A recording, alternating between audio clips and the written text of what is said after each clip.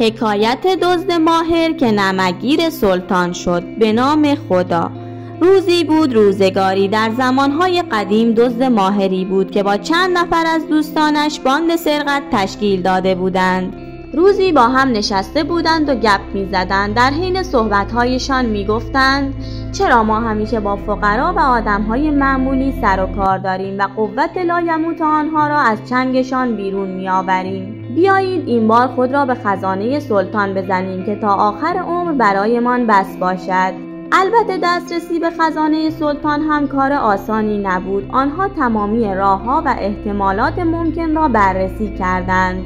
این کار مدتی فکر و ذکر آنها را مشغول کرده بود تا سرانجام بهترین راه ممکن را پیدا کردند و خود را به خزانه رساندند. خزانه مملو از پول و جواهرات قدیمی بود. آنها تا می توانستند از انواع و اقسام طلاجات و عتیقه‌جات در کوله‌بار خود گذاشتند تا ببرند. دوست عزیزم، اگر تا اینجای داستان رو دوست داشتی خوشحال میشم لایک کنی. در این هنگام چشم سرکرده باند به شیء درخشنده و سفیدی افتاد. گمان کرد که گوهر شب چراغ است. نزدیکش رفت و آن را برداشت. برای امتحان بر سر زبان خود زد. معلوم شد که نمک است. بسیار ناراحت و عصبانی شد و از شدت خشم و غضب دستش را بر پیشانی زد، به طوری که رفقایش متوجه او شدند و خیال کردند اتفاقی پیش آمده یا نگهبانان خزانه با خبر شدند. خیلی زود خودشان را به او رساندند و گفتند چه شد؟ چه حادثه‌ای اتفاق افتاد؟ او که آثار خشم و ناراحتی در چهرهش پیدا بود گفت افسوس که تمام زحمت‌های چند روزه ما بر هدر رفته است و ما نمکگیر سلطان شده ایم.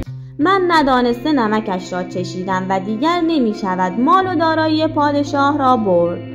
از مردانگی و مروت به دور است که ما نمک کسی را بخوریم و نمکدان او را بشکنیم. آنها در آن دل سکوت سهمگین شب بدون اینکه کسی بویی ببرد دست خالی به خانه هایشان بازگشتند. صبح که شد چشم نگهبانان به درهای باز خزانه افتاد. تازه متوجه شدند که شب خبرهایی بوده است. سراسیمه خود را به جواهرات سلطنتی رساندند. دیدند سر جایشان نیستند، اما در آنجا بسته هایی به چشم می‌خورد. آنها را باز کردند و دیدند جواهرات در میان بسته ها می باشد.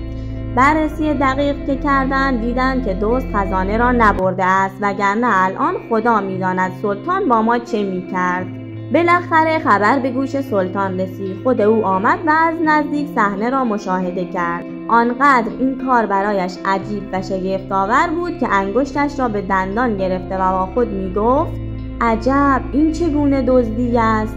برای دزدی آمده و با آنکه می‌توانست همه چیز را ببرد ولی چیزی نبرده است. آخر مگر می‌شود؟ ولی هر جور که شده باید ریشه یابی کنم و ته و توی قضیه را در بیاورم. دوست عزیزم، به نظر شما سلطان برای پیدا کردن دزدها چه فکری در سر داشت؟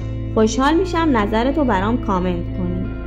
در همان روز اعلام کرد هر کس شب گذشته به خزانه آمده در امان است. او میتواند نزد من بیاید. من بسیار مایلم از نزدیک او را ببینم و بشناسم.